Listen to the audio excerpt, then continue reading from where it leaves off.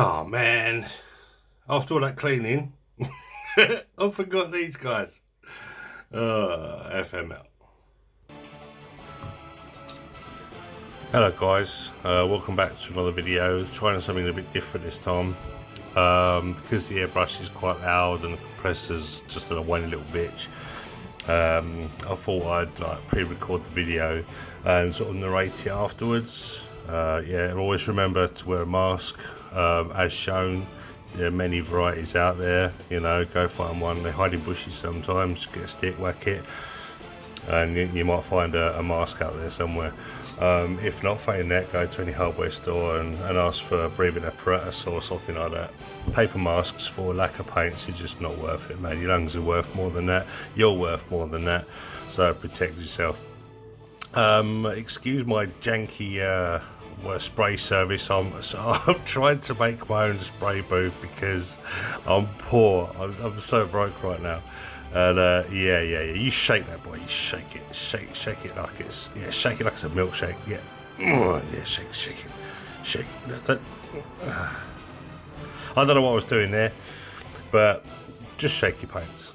You know, rule of thumb: shake your paints, and this stuff goes straight in. It's good stuff. And yeah, what else can you say? I'm filling up an airbrush. Nothing really exciting.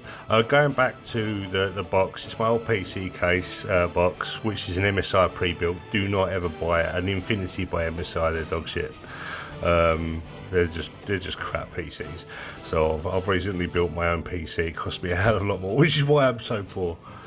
But as you can see, just testing the flow on the airbrush. I've set it up the PSI on the regulator on the compressor itself.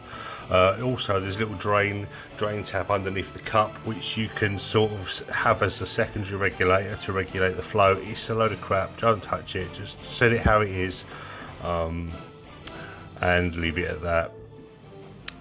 You can't really see what I'm doing because my setup is really bad. I'm using my phone. I've got a little tripod, and I've got the garage door open, so I've got a little bit of natural light as well as a strip light. So it's well lit, I suppose, but with how I'm sat, because of the work surface, I can't get my legs underneath, so I can't really.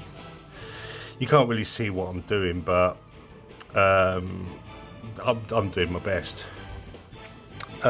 Just spraying some grey pieces, the last of the grey pieces, with the the Vallejo primer, and yeah, just taking care to just give it nice even coats as wet as possible, but without leaving runs. So it's nice and on there. So you know the paint, the plastic's covered. All the paint plastic was washed to get the release agent off, and prior to priming, and each batch has been given a day to dry. You don't have to leave it a day, a couple of hours will do, but you know, I'm in no rush to get this done, because well, we're under quarantine now, so got a lot of time on my hands. Quick cheeky peek of the kitchen now, or the outside of the house. Nothing special there, just some bricks and a door, the rubbish bin. You know, usual things and suspects that you find at the back of someone's house. I don't really know what to say. I'm painting. If you're interested in airbrushing, you're now missing loads because I went the camera. But hey, who cares, eh? Stuff gets done. How are you? What's going on in your life? I'm probably talking to myself. I don't get hardly any views. It's ridiculous. YouTube doesn't like me, so I'm not recommended anywhere. I'm a pest. No, so nobody likes Rick. Yeah. Well, what to say? Moving forward though, with what I want to do with this, I do want to weather it, I do want to ship it, I do want to gunk it up, I don't want to make it look pretty, but then I want it to, you know, you've got to make it look pretty and shiny, with a gloss coat for the panel lining and, whoa, drop the microphone, the panel lining and for the decals to go on nice. Once that stage is done, the stuff that I do want to matte, I will matte. I don't think there's anything on here that I will particularly want to gloss, apart from maybe the camera and the eyes, keep them nice and shiny. So I could always take them out prior to all the gunking and stuff and just pop them in last, or just put on a dab of mask gold, do everything I want to do and then just peel that stuff off after. I mean, I've got options. And there goes the camera. It's committed suicide. It's bored of me already. It tried to make a run for it, but I've got quick reflexes, man. I've got that shit. That won't go away from me. It's fine. Yeah, a bit dodgy, But now I've moved the camera in a position that you might be able to see some action. Not that there is much action. There's about a much action. There's waiting in queue for a McDonald's right now. But there you go. The airbrush I got is a K-Moon. I think I mentioned it before. I just got it off eBay because I needed an airbrush and I haven't got megabucks. It's alright, it does the job. Especially for priming. Like I say, you can undo that tap underneath and it forces more air through, so you can get quite a lot of coverage, but obviously that air and paint mix is you've got to judge it for yourself.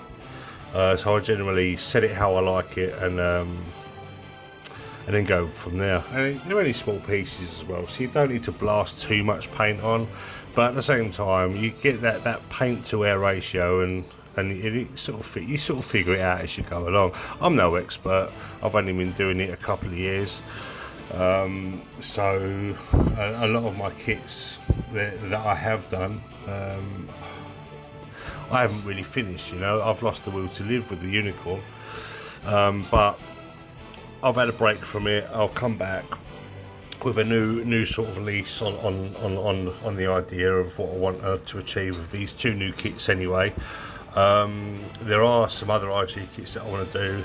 The Red Frame Stray, I'm quite fond of that, and I've been meaning to get that for a long time. I've got the Cesabe and the Unicorn, but I don't want to paint them. As much as I love the Unicorn, the RG Unicorn and the Cesabe, I don't know, Cesabe upset me a little bit. It's just crap, so I don't want to give that any love. Maybe painting it will stiffen it up a little bit, but I don't want to run the risk of going through all that effort and it just being, I mean, it's a hand grenade. Everyone knows this. So I just don't want to play with it. I mean, I've got a Mark II Gundam Titan. I think I've got a Freedom, a Justice.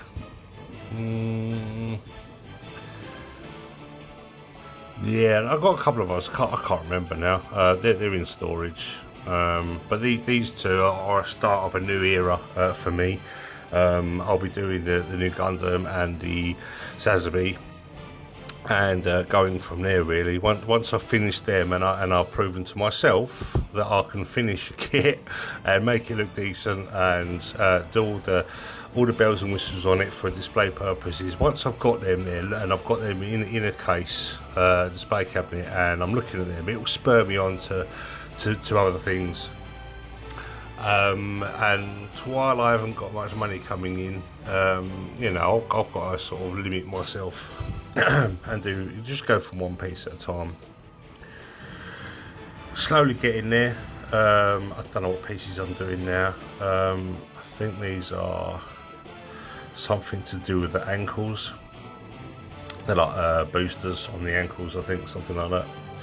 I then go and do the 6 V-funnel main body pieces, the only pieces that come pre-formed in the kit, I believe, which is what I appreciate with the new kits nowadays. They don't come with the pre-injected like arms and legs and stuff like that, which make the kit a little bit flimsy. Although it's really good technology, and I've found that really.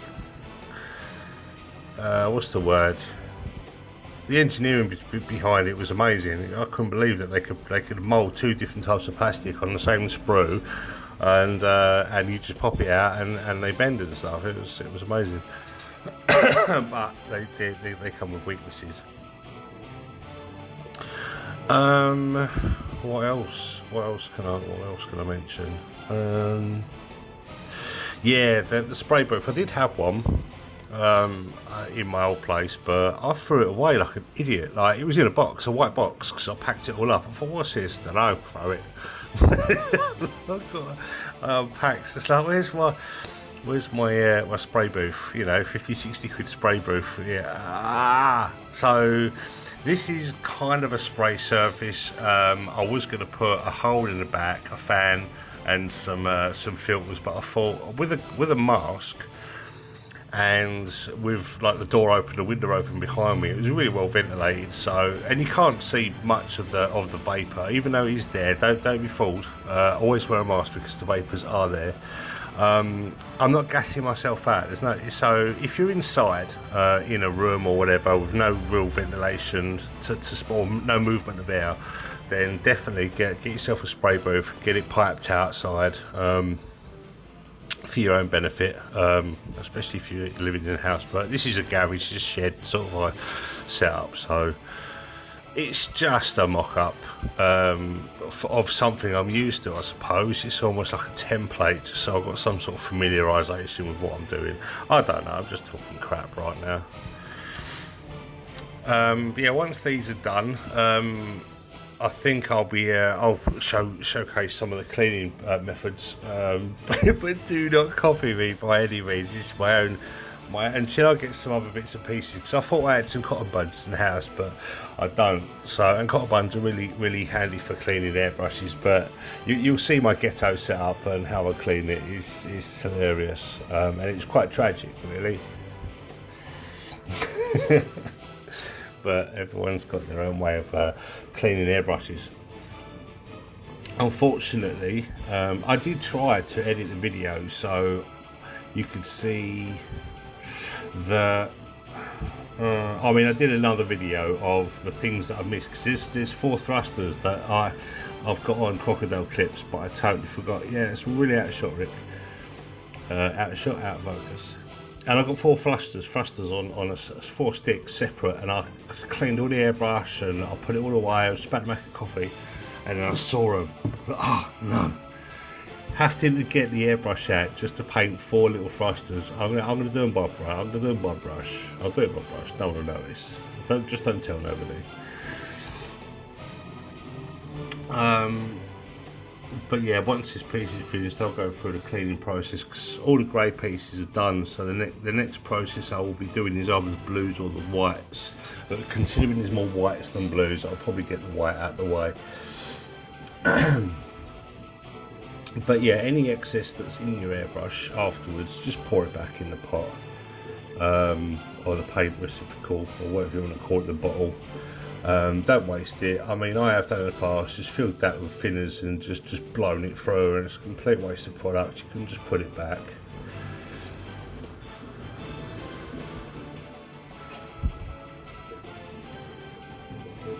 I mean, it weren't too bad. It was probably like 1 mil or 2 mil in there. That was. I mean, I'm generally pretty good at judging how much paint I need. Oh, pardon me. Also, this paintbrush has got a reservoir on top that doesn't unscrew. I'm not a fan of them. As much as it requires another seal, it's easy to just unscrew them, and you can get right into the airbrush main body and get a Q-tip in there and so on.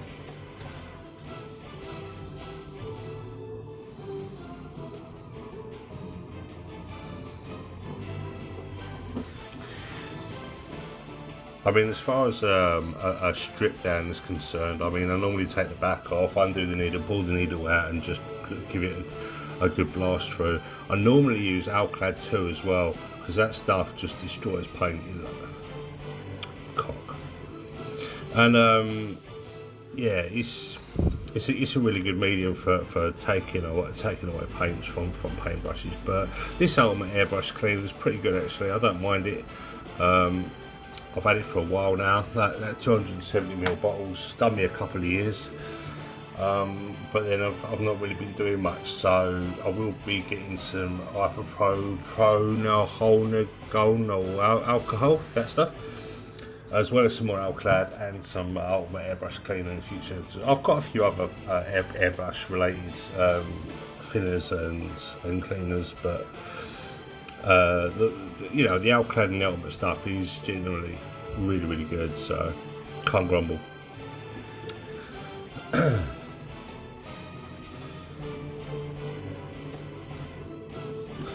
But just taking my time to just like go over all the bits externally as well as internally, but got to take it off the airline, turn the compressor off, dump the air through the water trap to relieve the pressure, and then you can take it off, undo the back screw, and you can pull the needle out. Be very careful with the sharp needles. I don't have a blunt needle. They're easy to damage, but if you're careful, you should be alright. I mean, I have an oath, but I generally take care with the sharp needles. I mean, I've got a box of spares. I've got about 5 or 6 spare needles anyways, but it's just not the point. Take care of them, because when they do dull, that's it. It's just game over. You might as well just throw it. But with the needle out, you can access take the caps off, the cap ends and so on, and just really get in there with the cleaner. And I use tweezers here to grab the actual cloth and squish it into the cap, the crown, or whatever you want to call it, and just give it a good smush around and clean up the inside of the veins, or whatever they're called. This free music that I put overlaid from my phone is tragic. It's called Action, and it's just a repeat of this Monday music, but I keep getting copyright strikes on the music that I have put on my old videos, even though it was open source or, you know, royalty free music at the time. Obviously, if the music becomes popular, they can then license it, can't they? So they get you. I think, I'm not sure, but I've had a couple of strikes, so I've got to re-edit those videos. Not that I'm monetized anyway. I've got no gravity in YouTube, so I'm not really too worried about it. I might just end up removing the videos.